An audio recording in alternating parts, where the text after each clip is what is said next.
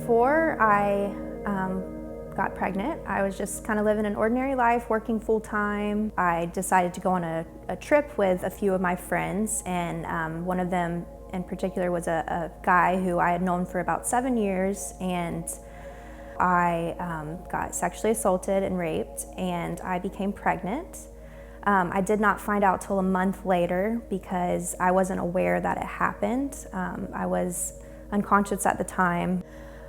I didn't really know where to turn, didn't have a ton of support. I was very scared and vulnerable and just broken. I felt just very violated and just kind of felt like I had lost myself. I felt like everything was completely taken from me. I did not think that I would be able to have this child due to the fact of how it happened and that I was raped. I prayed and I prayed that God could change my mind, but in my mind, I just knew that I could not do this, and I did not want any part of that person who did this to me. Going into the Women's Center, I was almost, I want to say 95% sure that I was going to have an abortion. I had actually made an appointment. She was very upset when she got here. She was really tearful. I remember feeling like God wanted me to tell her that it wasn't her fault. Mm-hmm. And so I did. And it seemed to move her to a point, and we began to talk about God.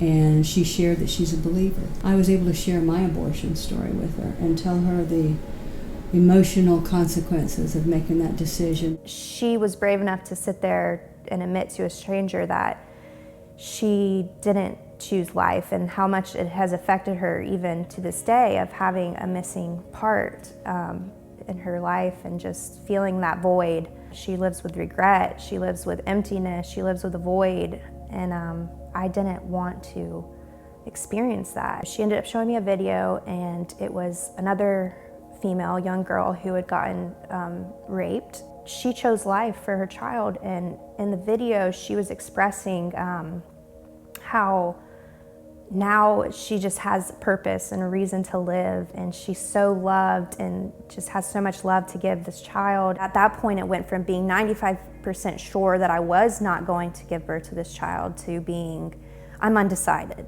She was willing to come back the next day to see you for an ultrasound. I went out into the room and she and I locked eyes, and we were wearing masks because it was COVID.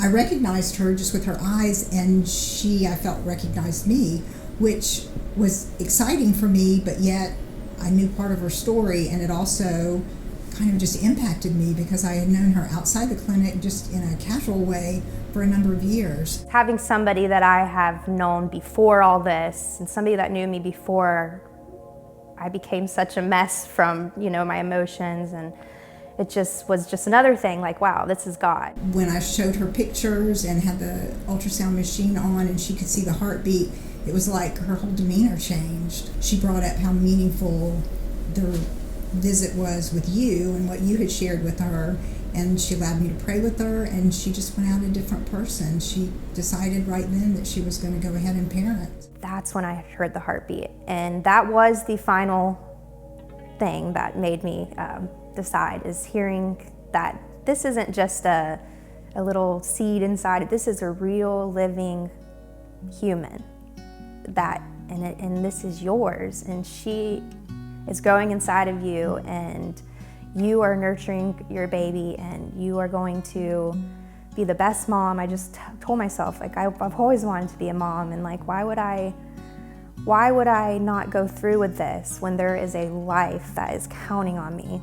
I couldn't imagine taking away life from this little angel that was just so innocent and just had, at one point just had no chance because of the decisions I was going to make.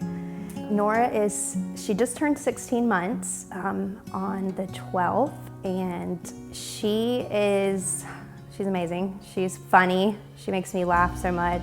It brought me a lot closer with my family. Like it brought us very close, just to like all share this love for little baby. My grandmother cut Nora's cord, and they were there with me through all of it. Nora's just such a huge part of their lives, and it's just amazing to see what joy she brings to them as well. Having the support and having a place to almost call a second home during my pregnancy, to be loved and not judged, to be cared for, and to have people already love my child and want to know, that I'm okay.